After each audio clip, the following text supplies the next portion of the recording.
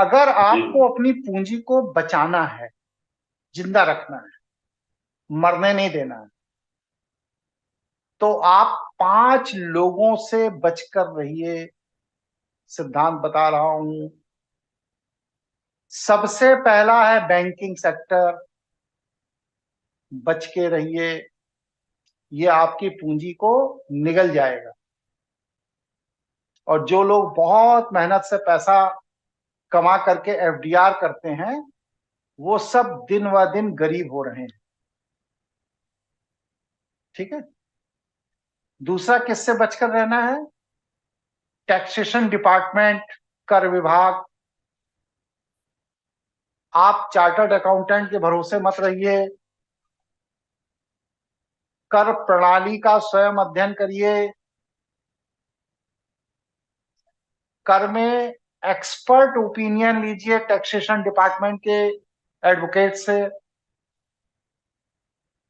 और आपको अपनी पूंजी बचानी है तो टैक्सेशन विभाग से अपनी पूंजी को बचा के।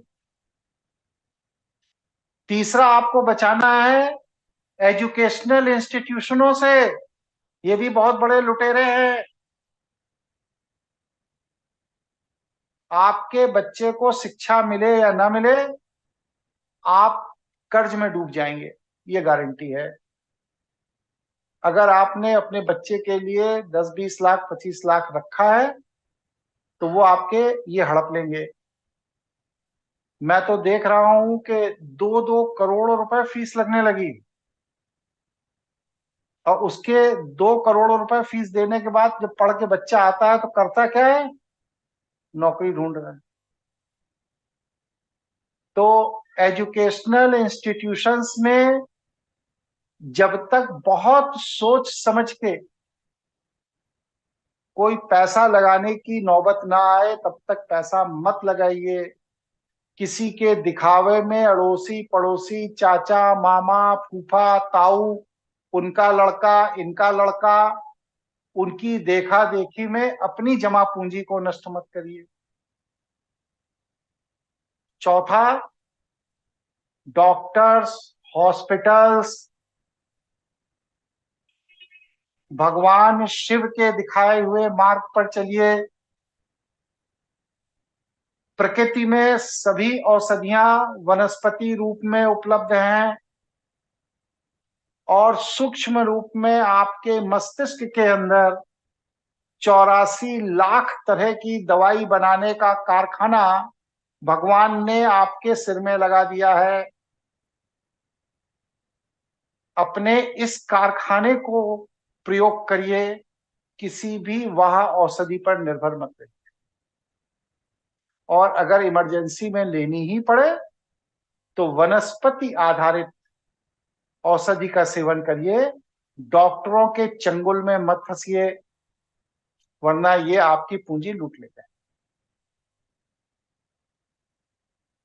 चौथा, ज्योतिषी, तांत्रिक, ओझा, पूजा पाठ कराने वाले कर्मकांडी पंडित, इनके बहकावे में मत आइए।